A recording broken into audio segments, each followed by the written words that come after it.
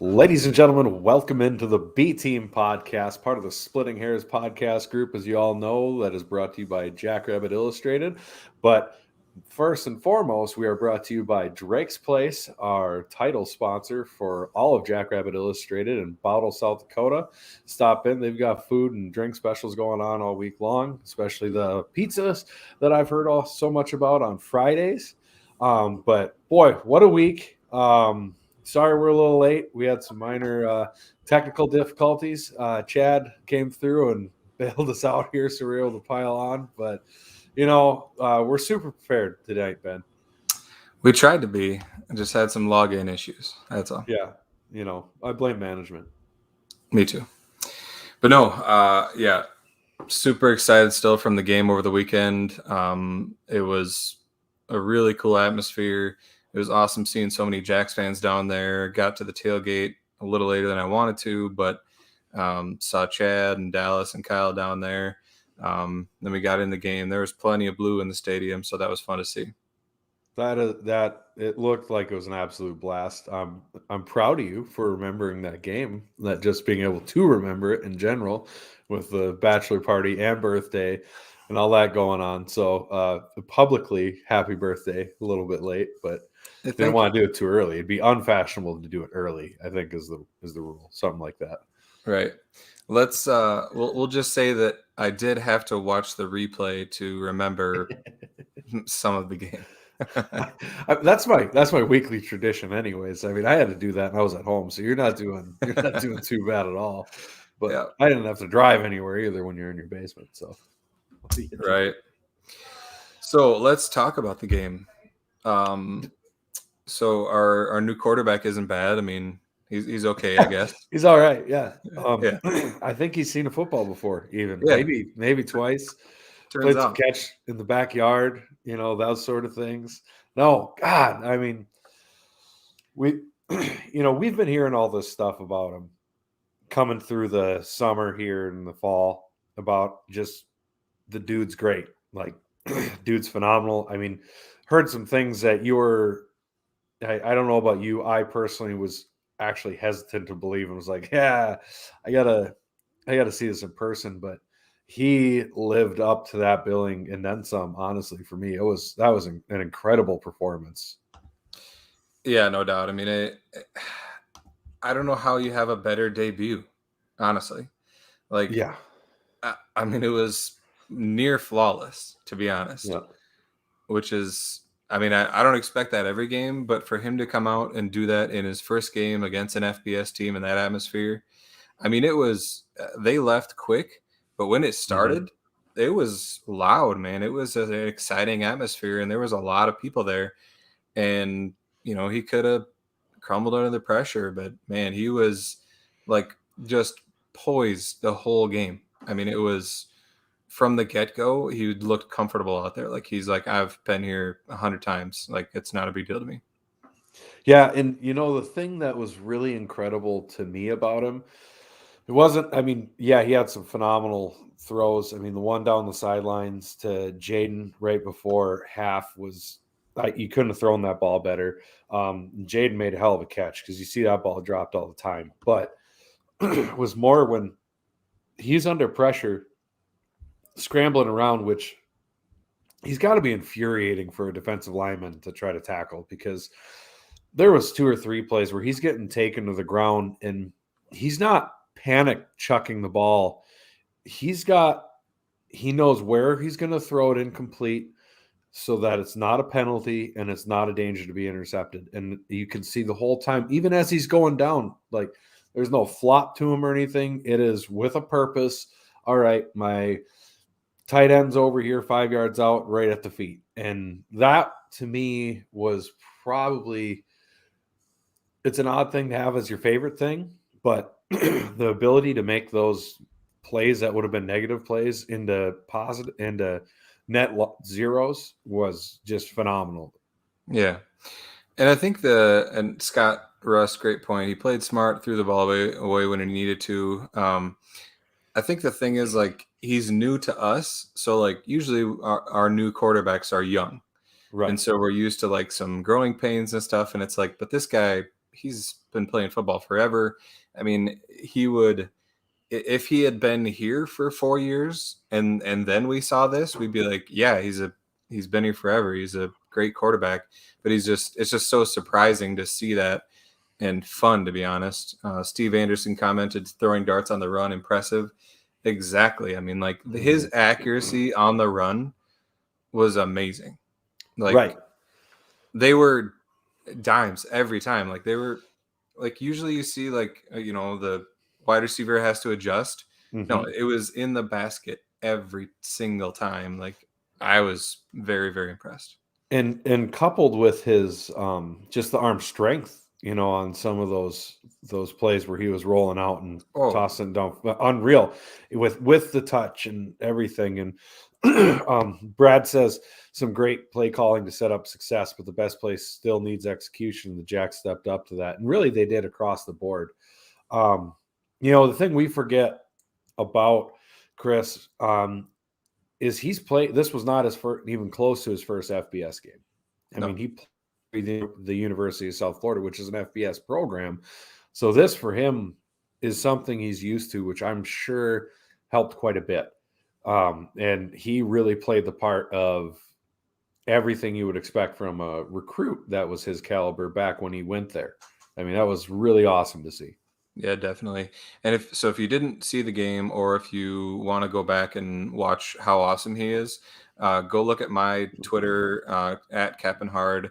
I put together a video thread of some of his best throws from the game, and I just added one today because uh, I thought about, I don't remember why I went back to watch, but I there was one throw that he was rolling to his left, and he's a right-handed quarterback. So Mhm. he had to like adjust and throw off one foot, and it was a dart, like on a rope, Yeah. and Yep. accurate as ever. So I mean, I don't know. We could keep fawning about him, but yes, Chris Oladokin is the real deal. He's very, very good, and thank God he transferred here. Right. And I mean, he's exactly what our offense needs. And speaking, Rachel says, "Who's the new guy with the baby face?" That's me. Yeah, she must not have watched last week. Yeah, we're not to pay attention. You're in the same house. No, it's okay. Um, Speaking of the Twitter threads of highlights of different players that you said you're going to do every Monday, but expectation, you got to give the people what they want, Ben. I mean, I had fun doing it. And it was actually simple on my phone, but it did take some time. And I had some time on the drive back from Fort Collins. We drove 12 hours yesterday, so that's when I got that done. I mean, you work for a power company. It's just the switch on or the switch off, right? You should have plenty of time in between there. That's true. That's true. Yeah, As long as I make sure nobody turns it off, I'll be all right. yeah. Your job's just, hey, don't touch that, right? Yeah. Speaking of the people, you also did one of Pierre Strong, who, um, you could tell this is healthy. This is Oh healthy, yeah. Pierre, and you could tell, and it really makes you think back to last spring when I almost said last year, but that'd be wrong. Last spring, that had to have been, he looked so much more decisive and powerful going into those gaps. Where last year, it felt like we were like, man, you were almost thinking, man, he's being too patient. But I think that just in retrospect shows you the extent of the injury that he played through, and really makes last year more impressive to me. The numbers he did put up, because he was still putting up 100-yard games. It wasn't like he was rushing for 50 yards a game. But man, him and the Hogs. At first, it took a little bit of Oladokin and the receiving core to make Colorado State have to back off from playing entirely on the run. But yeah, that was he really kicked it off. And the boss checks in with Egan had a great backside block on his big TD run. Well, one of them. And that was interesting too. Egan's a guy that Pierre singled out when he was doing his interview on the coach's show with Tyler Merriam about how hard of a worker he is, and you always know he's going to be covered in sweat. And yeah, he made some great. I mean, the whole line was phenomenal today. Nice, Steve Anderson. The line opened up holes I could park my John Deere in. I mean, that's true. I mean, Ben and I probably could have got 10-yard runs on some of those. Once we got them off balance, it was game over. Yeah, those were unreal. I mean, on that first touchdown run, I don't know if Oh, Pierre got touched. he I didn't. mean, yes, he is fast, but wow, like that, it just was seas parting, and he just ran through it. But yeah, I mean, credit to 605 Hogs and Pierre Strong, like you said. Mm-hmm. It was back to his sophomore, junior, the way he looked when in those years. Yep. He was strong as ever, and yeah, I mean, he definitely turned some heads in terms of like NFL draft stock too. Mm-hmm. There was some tweets out there saying that they were kind of reviewing some of his film from the game, and they were super impressed. So it'll be fun to watch him continue to hopefully rise up the draft boards. Oh yeah, and just having him and then Davis to come in at the end and just grind him down. I mean, he started ripping off some big runs, throwing dudes down with stiff arms. The wide receiver the wide receiving core and tight ends started a little rough with some drops, but they really picked it up as it went as well. I think they definitely need to get their due, especially on when you have long runs like that. Um, they go all the way, not just because of the blocking of the offensive line, because everybody. Mhm. You've got receivers making their blocks and making it so you don't have corners running them down and things like that. So across the board, I think it was a phenomenal performance offensively. I don't think there was a whole bunch of things that I would change. A couple penalties to clean up, but I mean, just a really outstanding effort offensively. Yeah, no doubt. Both Yankees look good. Even Christy Michelle says Isaiah and Pierre, aka Thunder and Lightning. Yeah, that's definitely true. Um, Yeah. with Isaiah, I was a little worried at first. I think he, you know, hit his type of back. I think the FBS D line, because Colorado State has a good D line, and Hmm. they were able to get to him before he got going on a few runs. Yep. But then he started to, because I think he's a little hesitant at first, and then he started to really hit the holes and started breaking off big runs. Hmm. Um, but the only downside of our offense is Landon Wolf getting hurt. Yeah. Feel Yeah, Steve. Speaking of receivers, any update on Landon? All indications are is he's probably not going to be able to play this year. Um, I think it Stig said as much on the radio show that did he? he's pretty much done for the year, and they're focused on doing whatever they can to make it a positive experience for him, which I feel terrible for the kid. I mean, he comes in and he's like the scout player of the spring season, and just I'm sure was jacked to play football again. And yeah. just he did well. He should have had a catch. I think that first one that he got thrown should have been a catch. Um, Hmm. Played a few series and he looked good. Hmm. But yeah, I feel terrible for that kid. I mean, he worked his butt off. Well, it's so brutal. And I mean, you come in as a graduate transfer. So you've graduated college, you played your football, you've got one more. Um, you got one last hurrah. And for him to push it hard enough in the spring that he knows he's not going to play, I'm sure he knew he was good enough to play and was going to be able to play in the fall, but to put in the effort it takes to be the scout team player of the year and then to have this happen, it says a lot about him as a person, that he's a hell of a dude, a hell of a worker. But God, it just really sucks to see that. And when you're grad transfer, I don't know if he's got an opportunity for anything else. And like Matt said, career ending is just a bummer. Yeah, that's tough. So I mean, that was really the only negative note about the game. It's just really too bad. Right. Um, the last thing I wanted to mention about the offense was and credit to the 605 Hogs and Oladokin, the long sustained drives is what just absolutely killed Colorado State. We had 4 consecutive 70-plus yard drives, and it just killed Colorado State. I mean, you could see them; they were just deflated, and a lot of it was because Oladokin wouldn't take a negative play. Like, he got pressure and he got rid of the ball, or he Yep. he juked away from it and Yep. he completed a pass. I mean, those are huge. If you can sustain those drives like that, it just demoralizes the other team. Yeah, I think we only had one drive under 70 yards, which makes that win so much more impressive. And two things off of that. Number one, every time the defense made a huge stop or play on fourth down or the fumble recovery, we scored with it. That's huge to capitalize on those turnovers.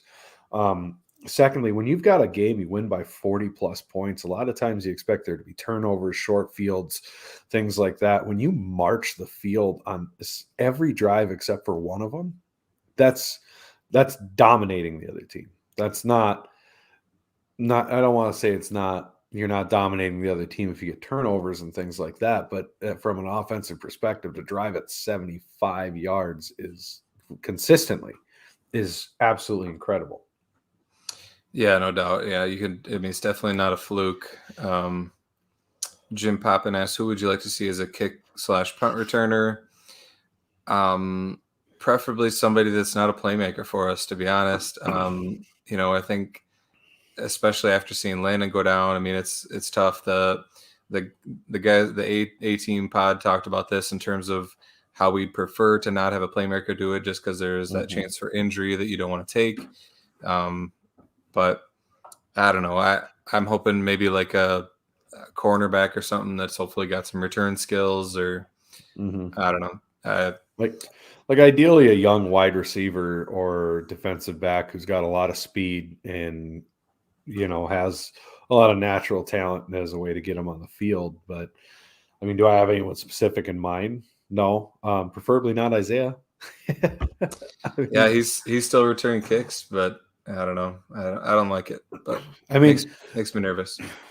Yeah, and it sucks that that happened to Landon because that was on the punt return. Yep. But I mean, not honestly, when he came in and you heard third back, super explosive, or third receiver, slot receiver, super explosive, all those things, I think punt return to punt return to punt return. So I do get that. Yeah. But yeah, you can't. I don't think you can be having Isaiah back there. You can't be having, one of the Yankees back there. You got to find a young guy who's got the athletic ability and some vision and throw them back there and see what they can do. Yeah, I agree. Well, let's transition to the defensive side of the ball. We spent way too much time on the offense already. I wanted to highlight Adam Bach. That kid was flying all over the field. Oh my God. I mean, I noticed it a little bit when I was watching it live, but on the replay, he was everywhere. Yep. I mean, and Bacchus was too, but I mean, it was just like amazing. I mean, I think and then Stallbird had even more tackles than Bach. I think Stallbird had like 8 and Bach had like 7 to lead the team. Yep. It was cool seeing him fly around at linebacker too, because he's a huge weapon, being able to run like he does and cover receivers like he does from that linebacker position. Yeah, no, I mean, the linebackers were absolutely screaming around. Logan had a great game as well. He almost had one of his patented diving picks there. Bach, I was really impressed with how he met that running back in the hole and just stoned him a couple times. I mean, I think he did that on the fourth down try that they didn't convert. He was the one who made the initial blow that absolutely stopped that guy in his tracks. And it's not like he's 60 pounds heavier than that guy either. So that was just showing more want to, and that's some nasty there, which you love in your middle linebacker. Steve Anderson says, I noticed a lot of guys had tackles, which, I mean, is what you want. You don't want one guy making 37 tackles because that means he's probably making a decent amount of them downfield on occasion just to catch up with the play. But I really loved our defensive line's pressure that they were able to generate, and just watching them every time Colorado State was trying to come back when they were trying to be up tempo and things like that, and they kept making the mistake of flipping one guy in, so we were able to change. And they would only bring in one player to swap out, and then you'd see us bring in a whole fleet of defensive linemen, and they're having to stop the Colorado State quarterback because we get the opportunity to, make changes on our defense because they made a change, and we're bringing in a whole basketball lineup onto the field, swapping everybody out, and they just stayed so fresh.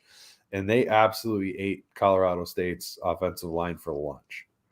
Yeah, I mean, the chain gang is so deep and talented that it really forces Mm-hmm. teams to try to not substitute to keep the fresh guys off the field because the talent doesn't drop off. Yep. And yeah, I mean, I especially Stacker and Sanders and Ward. I mean, those guys were just eating up offensive linemen, and it really freed up our linebackers. You could tell they were flying all over the field Yep. because their O line couldn't get to them because they had to take care of our D line first. Yep. And Tolu, I don't remember him getting a sack or a whole lot of tackles. I don't know what his stats were, but I saw him. He blew by his guys so many times Mm-hmm. and changed the direction that the running back had to go. And Yes. so, he didn't. It was one of those games where he's not going to fill out the stat sheet, but he's affecting it in such a big way because there's Yep. just no option to go his way. And so, I mean, he'll stuff the stat sheet in plenty of games, but I just wanted to mention his name too. That I saw him dominate his guy plenty of times. Right. Terry Jungan says so much for Colorado State's defense that they are known for. I do want to just throw one thing in there. That defensive line was no joke. They really weren't. That number one, who apparently, according to broadcast, was a seventh-year senior. Yeah. That dude, I believe he's the one that they said could have gone in the draft and came back. And that guy was around the ball a lot. That guy Mm-hmm. could play.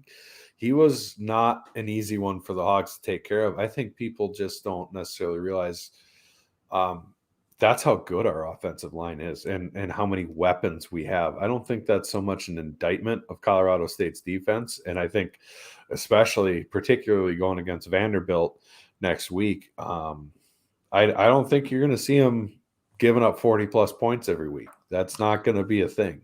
No, it's more of a credit to our 605 Hogs and Oladokin being able to, Yep. because there were times where they got pressure because they're Yeah. that good, but Yep. Oladokin just handled it so well that it seemed like, man, this defense isn't very good. But no, I think our offense is just that good. Yeah. And I mean, we're at risk of fawning over the offense probably a little bit too much here. But um, when you have two All-American caliber running backs, one of which is getting pro looks, the threats we do on the outside, the offensive line we have, and then you throw in a quarterback who can make plays like Old Oaken does. I don't want to stay unstoppable, but ridiculously hard to stop is what I would say, because it's like you want to make a team one-dimensional. Well, if they're very good at both dimensions of passing and running, you're not going to be able to fully stop the other without completely blowing the other one wide open. So you got to pick your poison. It's not like, well, we can force them to only run because they're great at passing. So if we shut that down, they're not going to be great. It's like, well, we stop them from passing. Pierre Strong is going to have a career day, and we're going to give up 350 yards rushing, or we're going to give up 500 yards passing. So it is going to be fun to watch in the Valley. And I do want to point out that the last time Colorado State got walloped by a team like this was Illinois State. Back in 2018. 2018, Illinois State finished 6-5 with 3 wins in the conference and didn't make the playoffs. Not saying that's going to happen this year, but just before we start crowning ourselves the super world champions of the universe, up here in our heads, and we get too cocky just as Jacks fans, maybe something to keep the back in your mind before you talk too much smack online.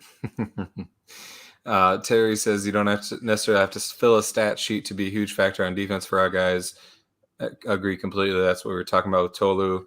Yep. And Tammy said the 605 Hogs are hard to beat. Yes, they are. They really are.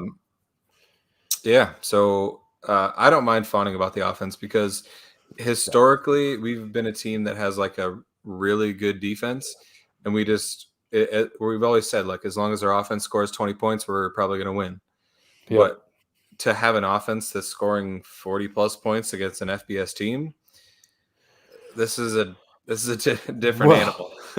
Well, you know what it feels like? It feels like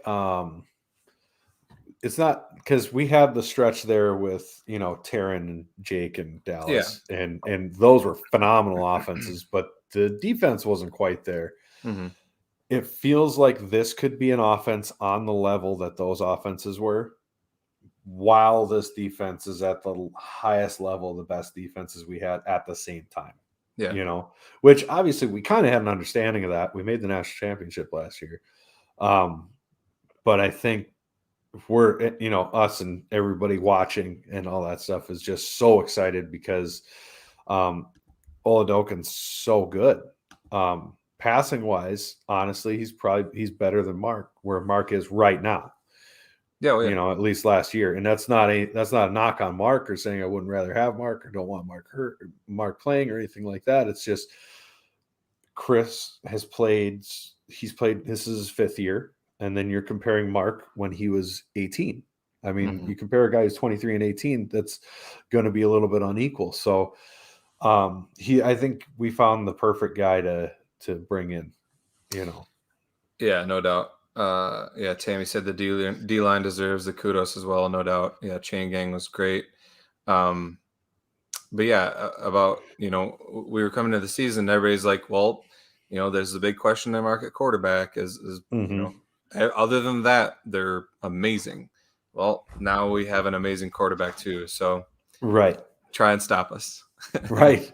Well, and on Tammy's comment about us with how the D line did, that fumble that they had was unforced to an extent.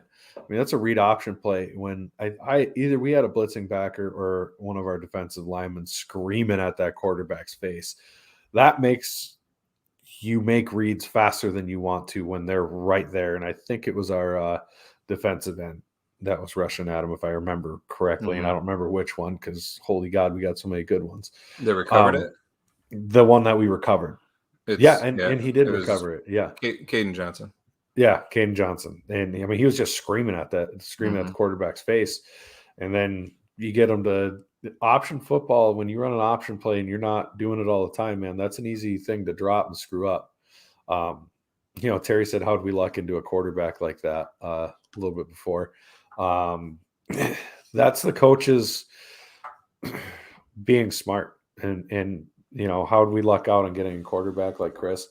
That's the coaches going through, knowing what we need, what fits our program, having connections and things like that, and being able, and the program that we are. He was going to go to an HBCU. I don't remember which one off the top of his head. And then basically we came knocking on his door, and he just got done watching us in the national title game. And he got to see the offensive line and the weapons he'd have. And they were able to say, hey, do you want to play with this and play for a national title? And honestly, why wouldn't you?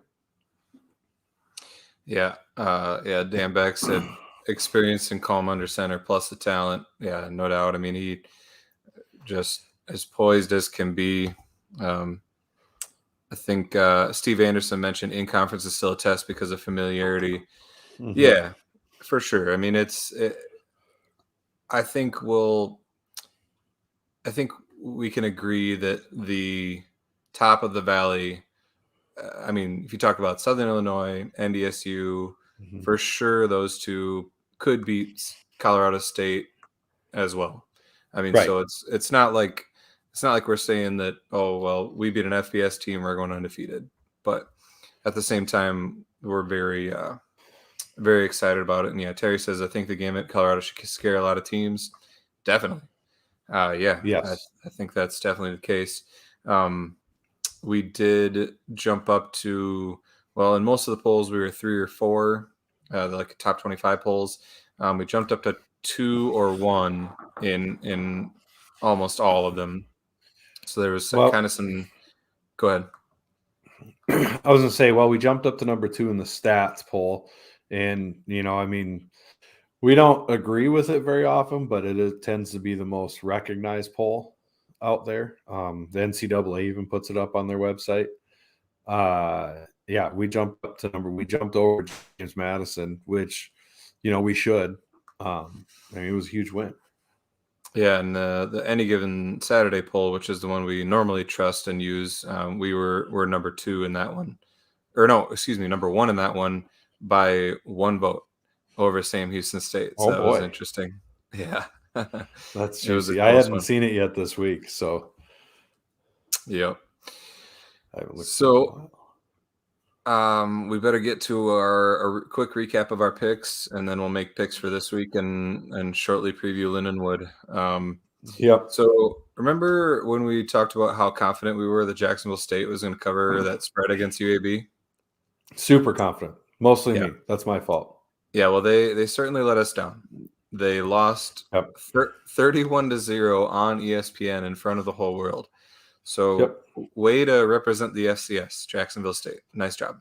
Yeah. Every time I want them to do well, they let me down. Last time they got mud-holed by Carson Wentz. So I mean, you know, Yeah. don't stay cocky. Stay down there. How about that? Stop Yeah. playing. So we were correct about Weber State. They did cover the spread against Utah. They lost 40-17. We did miss, I don't know how I did this, but we missed Missouri State's game against Oklahoma State. We didn't pick that one. Well, yeah, we didn't. And honestly, I totally spaced it because when the game started on Saturday, I was like, oh, that's who they're playing this week. No kidding. Yeah. And they showed well. I mean, They I did.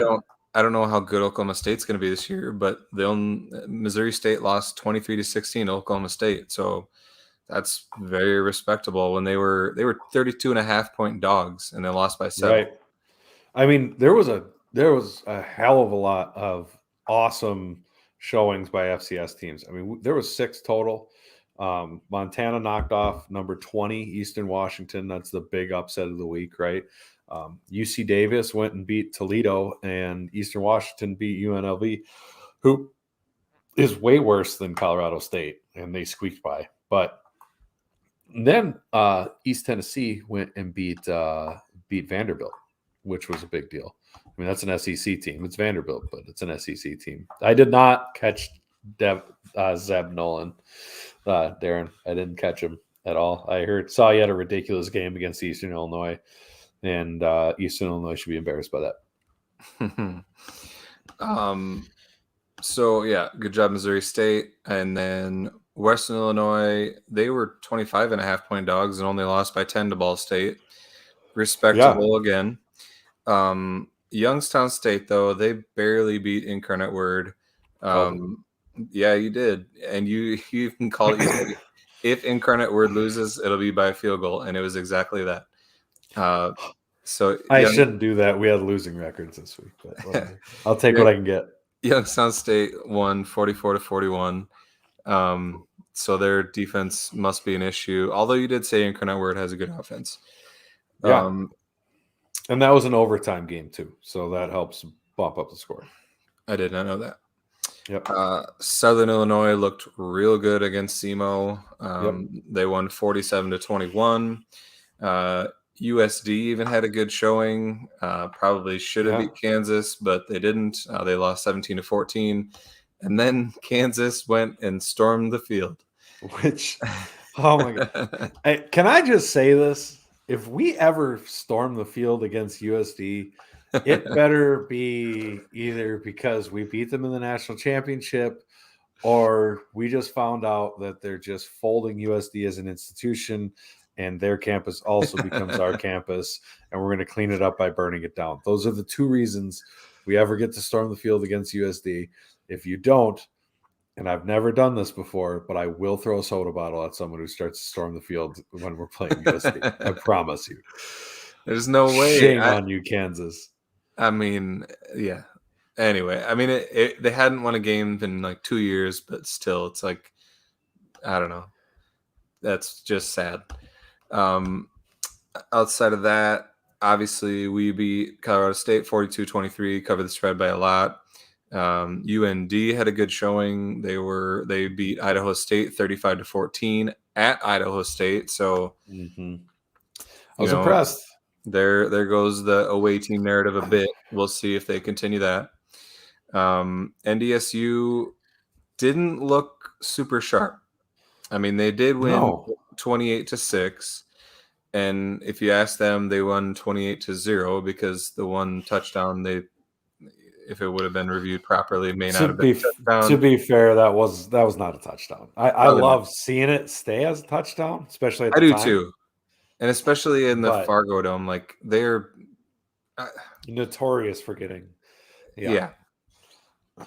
they're known for it. Um, we'll answer this one quick. Cody Coulter said, "Do you guys have any comments on the atmosphere of the home games this year?" Way to be good.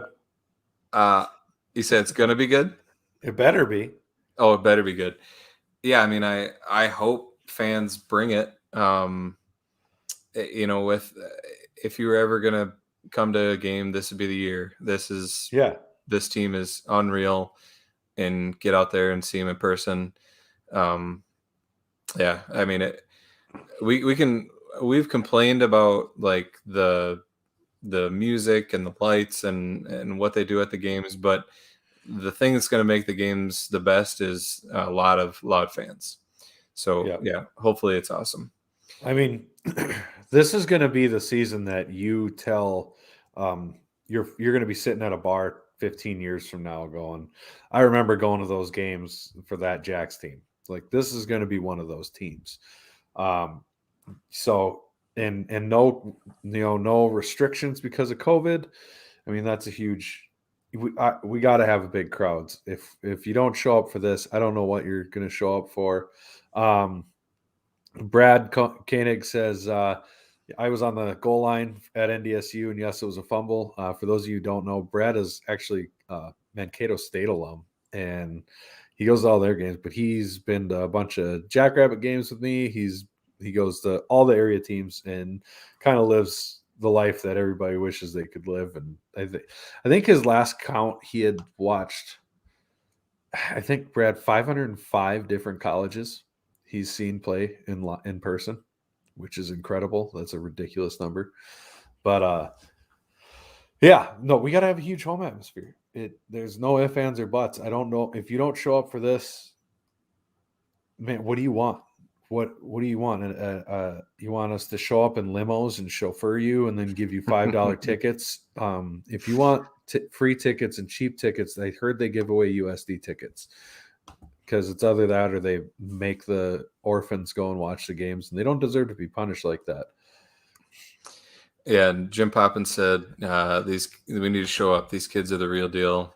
Yeah, they need all our support, especially. I mean, we've got some big home games this year. Yes. They're gonna be tough, and we need to make it.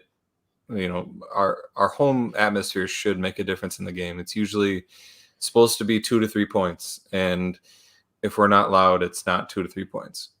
Yeah, and I think we realize, like Terry says, season ticket holders here. We're preaching to the choir a little bit here, but if you're able to go to the game, don't just go with yourself. Bring someone, especially if you do, like we do, the tailgating and the hanging out and all this stuff. Brings at least one person. Make that a goal to have extra tickets that you need to get, just to bring them and make them be a part of it and let them see what it is. You do that a little bit at a time, you're going to have people start showing up all the time. Darren says beer, please. Yes. And that is obviously a sore topic. But you keep having people show up and bringing them with you. Show them how much fun it is. I mean, the Dana should be the toughest place to play in. I mean, it is an incredibly hard place to play, but with a packed Dana, I would argue that's a loud crowd in the Dana. That would be the toughest stadium to play in the Valley, let alone in possibly the rest of the country. Because the Fargo, I mean how a convention center shopping mall is only so intimidating for so long. A real loud outdoor stadium is huge. And I missed all those comments. I apologize, Chad, if you want to throw those up there. Cody Coulter said, "I'll definitely be at NDSU in Southern Illinois." Awesome. Cool. Those are huge games. Yeah, Jim Poppins says we have the opportunity to be mad, which is Stig's saying make a difference. Mad. Yes, we should make a difference. Terry says instead of jail time, people should have to go to a USD game. That's cruel and unusual punishment right there. Yeah, that'd be rough. I would behave much better in public. I would be so much more well behaved, especially if they're like, and you have to wear his jersey. Oh God. Can you light me on fire instead? Right. So back to the NDSU game. Their savior transfer from Virginia Tech, Quincy Patterson. Yep. I mean, I saw some things from that game, and I wasn't super impressed. We'll see, but I can tell you one thing: if we had our pick at transfers between Patterson and Oladokin, boy, am I sure we got Oladokin. I mean, for a lot of reasons. I think if I remember right, I heard Patterson's got 3 years left. But from watching that whole game, he adds quite a bit to the run game. I mean, the dude's 6'3", 245. He's built like a linebacker. I mean, it's a big quarterback. His arm is a howitzer, but everything's on a rope. I mean, everything. There's like those beautiful passes you saw Oladokin making that are just dropping in the bucket. That ain't happening. He's taking the top of the bucket off. Like that's how that goes. I mean, he just rifles everything. So yeah. And the weird thing was, he is admittedly a major upgrade at them for quarterback, but their offense wasn't better. Like from what I saw, it's true. It stalled. They were not sharp. They were, I mean, and I not think finishing drives. And Albany's defense isn't all world. They're not a great Valley defense by any stretch. You saw some comments too that they tried to blame it on the quarterback play last year, but then when they get this, great quarterback in and it still looks the same, some doubt starts to creep in there, which is contagious. And so it'll be interesting to see how they handle that going forward. But anyway, enough about the furry cows. Yep. We'll talk about them another day. You and I had a really good showing. We talked about it. We said this line was completely stupid. It was like 37.5. I think game time I saw was like 28. They only lost 16-10. They had a chance to win that game. Just like we said they would. So UNI is going to be another team that's tough again. Pretty much every Valley team had a really good showing actually. Which usually happens in out of conference for our conference. But I mean, to do that, to almost lose by 6 and have a chance to win the game against the number 7 or 8 team in the country, they're the real deal. Right. And, honestly, I expected if it was going to be close, like they were going to only allow like 14 points like they normally do. But I mean, UNI actually scored some points there, which surprised me. McKelvin, whatever. He didn't look terrible. He looked a lot better than last year. I don't know what his deal was last year. I just think that, when Mark Farley retires, he could make a career out of being a consultant to whoever plays Iowa State the next week. Right. Yeah, he's got their number. It doesn't matter the coach that's there. It doesn't matter. None of it, man. They're playing him tough. And, if I was betting on that this week, I might have went 5-6, but I'd have made money because I'd have dumped most of it on that game. And on our game. Yep. So the last one is Butler and Illinois State. Illinois State beat them by 49-7. Butler almost covered that spread. That was that close. Or they did cover the spread. They did cover the spread. 42. The spread was 44.5. So that's right. Good job, Butler.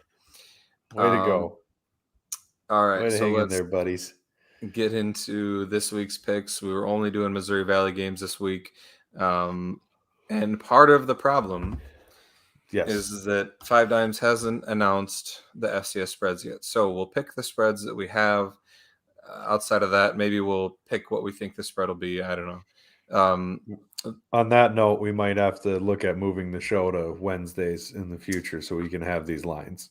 It's very possible, and maybe we'll do that going forward. But the line we do have is a decent game. UND goes to Utah State, and they're only 6-point underdogs, which is really interesting. I mean, they did have good showing last week, but 6 points at Utah State is I mean, they didn't have a great year last year, but they had a good win last weekend, and so I don't know. What are your thoughts there on 6 points? 6 points is tough there. I just think I gotta go I gotta go Utah State on that one just because 6 points is a close FCS line. Yeah, I'm gonna count on some regression. I don't think. I mean, it's probably a reaction to how they looked against Idaho State, but I Yeah. think they'll come back a little bit. The next line we have is Indiana State goes to Northwestern. That line is 29.5. That's a big line, and Indiana State didn't look awful. And I guess I haven't seen much of Northwestern this year, but I know they're not like favored for the Big Ten West or anything like that. I will go with Indiana State to keep it within 20. What do you say, 29? It is 29.5. Yes. Yeah, I'll take Indiana State to stay within 29. I got faith, and you know what? If the trees are wrong, I'll have them made into a coffin so they can let me down when I die one last time. I'll go Northwestern. I think they'll take care of business there. And Youngstown State goes to Michigan State, which is interesting. And Michigan State's a 25.5-point favorite. Which is a huge game for Youngstown State because I mean that's right next door, and they got a lot of Ohio kids on there who are going to hate anything Michigan anyways. Mm-hmm. I think Michigan State's probably 25 points better than them. But I'm going to rely on the hatred of anything Michigan and Michigan State with it being close. You know, one of those close Power 5 games, all these guys that want to be, you know, that feel like they got overlooked by them. So I'm going to take Youngstown State, and I'm certainly going to regret it next week. Speaking of regret it, Cody Coulter said Northwestern beat up on Stanford last week. Awesome. You cannot change your pick. Our Sagarin ranking is better than Michigan State, I think Dallas says. That's possible. Yeah. We're like, what were we, 50 something or 60 something? I don't know. And the Sagarin and Massey, it takes a while for those rankings to get well connected. They do. You know, it's going to be another 3-4 weeks. Yeah, but before you can really trust it. Right. I'll take it. So the next game we got, did I pick that one? You took Youngstown State. I'm going to take Michigan State. Okay. I think that these FBS teams are going to like look at these FCS results over the weekend and be like, okay, we better take these guys seriously. And so I think see, I don't, man, these are 20, 22-year-old guys. I don't know if they're gonna go. I think they're gonna look at it and go, yeah, that was them. That's not gonna be us. I seriously think it'd take a healthy amount more upsets for them to all of a sudden be like, oh, the FCS is scary. They'd be like, they played that team. That's why.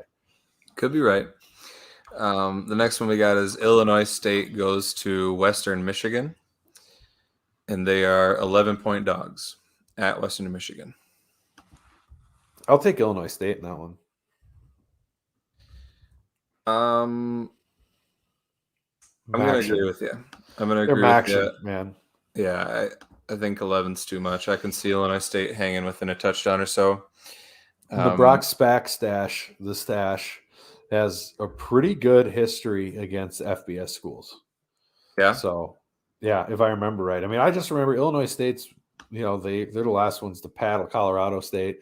And I think they beat or almost beat Northwestern once.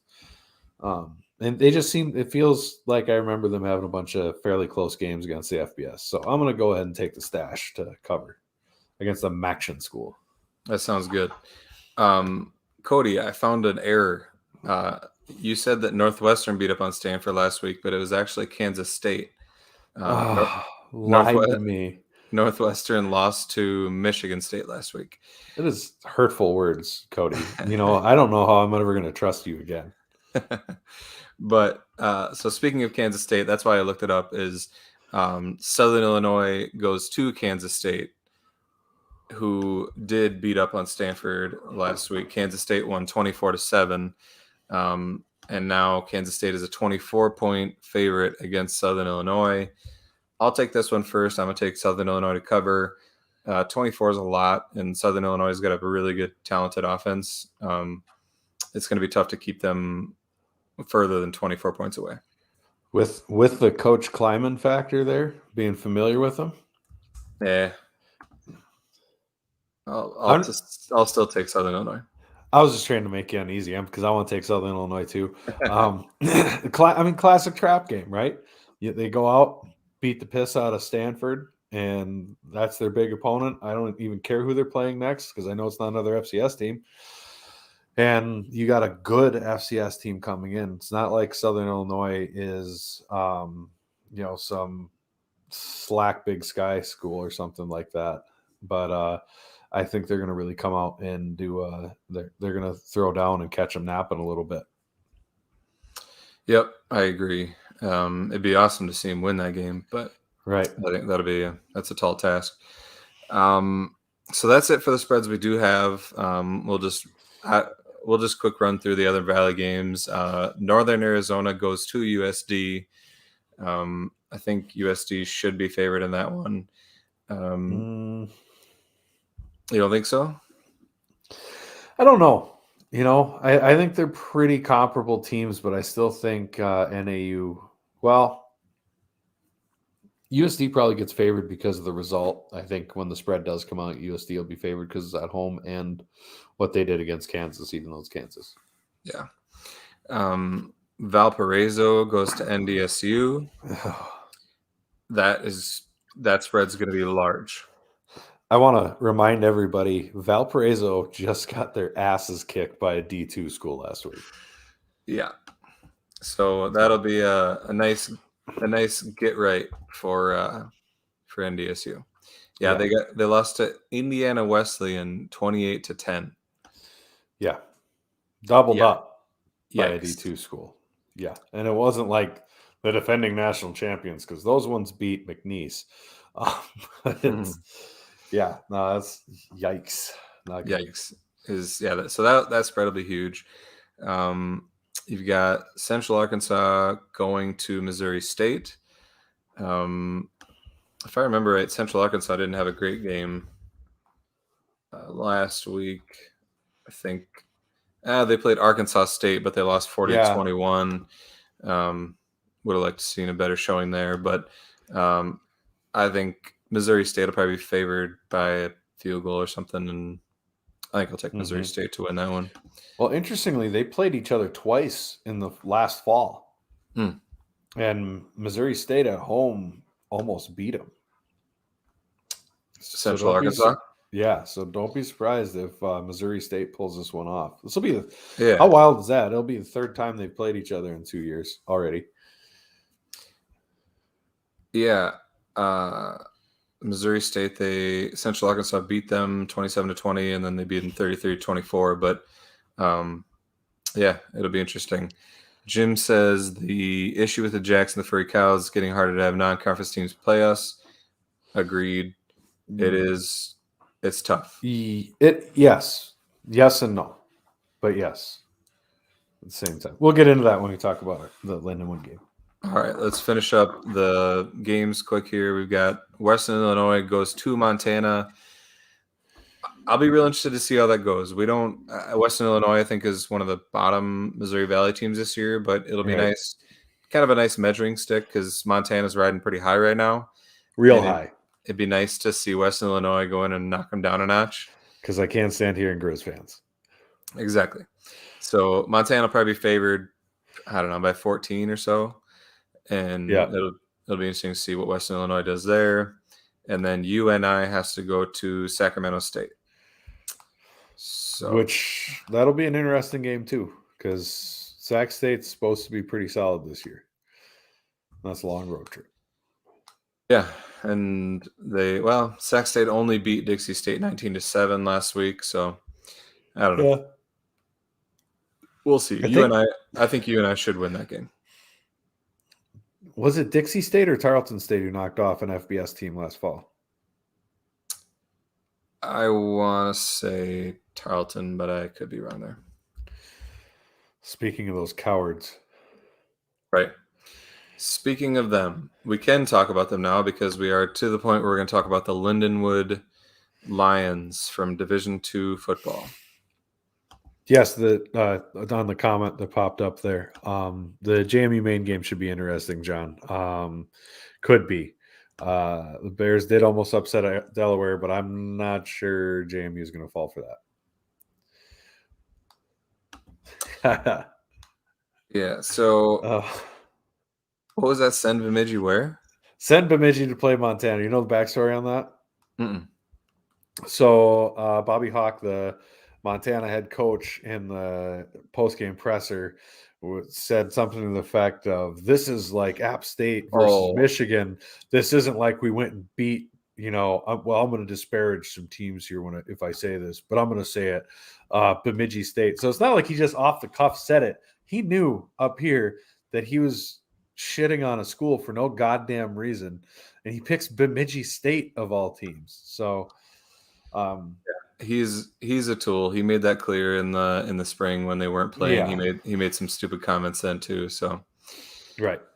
I did look it up, by the way. Tarleton State, they beat New Mexico State University. Okay. So who should be FCS? I would say they beat an FBS team that should not be FBS. But yeah. Anyway, so yeah, we're playing Lindenwood because Tarleton State backed out on us.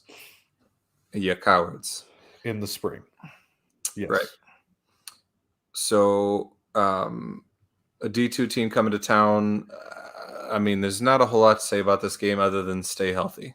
I think stay healthy and, I don't know, maybe work on a few things, but I really don't want to see our starters out there for more than a half of football.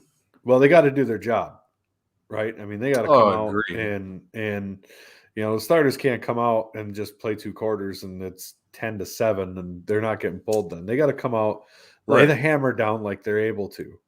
I mean, it's not like we got a big game we got a game next week, and I'm not disparaging Dixie State, but it's not like we have a huge rivalry game next week to look forward to.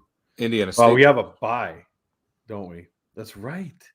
God, this year's schedule is weird. Thanks, UND. Yeah.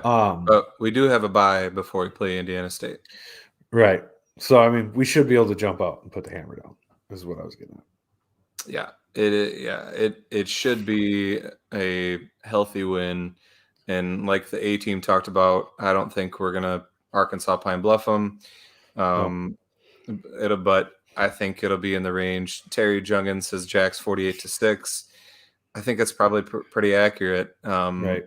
I think we could accidentally get into the 50s. Right. But yeah, it'll be around 50 to around 6 would be my guess. Yeah, I'm guessing around the same thing. Brad says if Bemidji State, the Beavers, would win, they could throw Bobby Hawk into Lake Bemidji instead of jumping in themselves when they win homecoming. I love it. God, I lost Brad. You made me lose my train of thought. No, I'm kidding. Yeah, with this, what I'd like to see, I know Stig's super gun shy about being Arkansas Pine Bluffing anyone again, because that I think that one really hit him the wrong way, the way that went down. But I want to see Keaton get some passes. The guy's got to get some live reps throwing the ball. I was hoping for that against Colorado State. We didn't really do it at all last year. And then come national championship game, he didn't have any real throwing or live reps. He had live reps handing the ball off, which this game is the one where you get in those live reps. And I'm sorry, I know he's friends with the coach for Lindenwood and everything like that, but we got to get these guys real reps. You can't just have them hand the ball off 40 times for the rest of the game. We got to get some passing reps in for Keaton to get in rhythm here for some game speed. Well, that's why, honestly, I mean, if we come into this game and it's, we get through the first quarter and it's like, okay, this is gonna be easy for us, which it may not be, but Hmm. if we get to that point, I don't think Oladoka needs to play another snap. Right. Because if we score a bunch of points before half and then you put Heidi in, we're not going to throw the ball. You need him to Right. throw some passes and get in live game action. Yep. So we need to get him in when it's like 28-0, not when it's 45-0. 100%. I 100% agree. And people who are, obviously people who listen to this show know that Tarleton backed out on us, but you maybe want to go a little over the scheduling, the strategy that goes on for getting a seed and things like that, and why SDSU we schedule the way we do and things like that really quick. I mean, we almost finished at an hour, but now that we're over, just go off, man. Just go off. All right, I'll do it. So, first off, Stig said on the coach's show last night, we had an FCS team that had an open date. They wanted to get paid what we would get paid to go play at a MAC school, which is at least $300,000, $250,000, $300,000. So that's not happening. But the general rule of thumb is you want to have an FBS game, and then a solid home game, and then kind of a tune-up home game. Because we want to have at least 7 home games, right? Is the ultimate goal.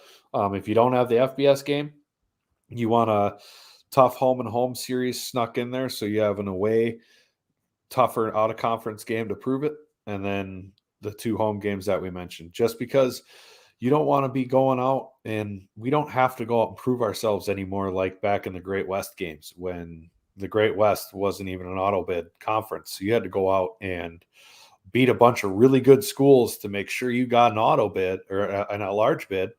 Otherwise, you weren't getting in. We're not playing in the Ohio Valley. We don't have to guard against somehow accidentally dropping a game and then ending up missing the playoffs because our conference is so weak. We play in the Missouri Valley Football Conference. Our out of conference, no offense, outside of putting butts in seats, doesn't matter. It matters that we win those games, but it happened to NDSU the year that they lost to James Madison. They played a stretch of insane opponents at the start of the year that were all like top 10 teams. And by the end of the season, part of the reason they lost that game is they were beat to hell. And you want to get the end of the season healthy, and the Missouri Valley Conference makes that hard enough as it is. And if you throw in 2 top 10 ranked teams, 2 top 25 ranked teams with 1 or 2 of them on the road, that makes a huge difference. That's what happens to you and I a lot. They go and play. They're playing at Sac State this year. That's all the way to the other coast against the fringe top 25 team. Well, if they drop that game, they're going to be already on, and you're starting 0-2. So that's kind of, if people are ever wondering why do we have, well, why wasn't Dixie State necessarily a better team? Well, we already have our FBS game. And then Tarleton and Dixie are about the same. They're still counters. So you want to have that home revenue. If you buy season tickets, you don't want to have less home games next year and pay the same price. So they try to keep it so we have as many home games as possible with a tough one on the road. Hopefully it's an FBS payday. And that's kind of how that generally works out. Tarleton just screwed us. Yeah. You know what the early games are good for, though? Tailgating. Fantastic for tailgating. Yes. Exactly. Hey, Good right on timing time, with the Brad. comment. Brad says, if someone can't have fun with you guys tailgating at the game, don't bother checking for a pulse. Just call the mortician because they are dead. Exactly. Good 100%. point. Come out on Saturday and tailgate with us. We'll be in the library lot like always. Book club will be open. Yes, we'll be having a great time. You'll see Jack's flags flying. Come find us. I don't think we have our Jack Rabbit Illustrated flags yet. No, but we are going to pre-order this week. Good to know. So if you want to be Jack's Illustrated, $28 a flag. Perfect. It'll be nice once we have those, because then people will be like, oh, that's where they are.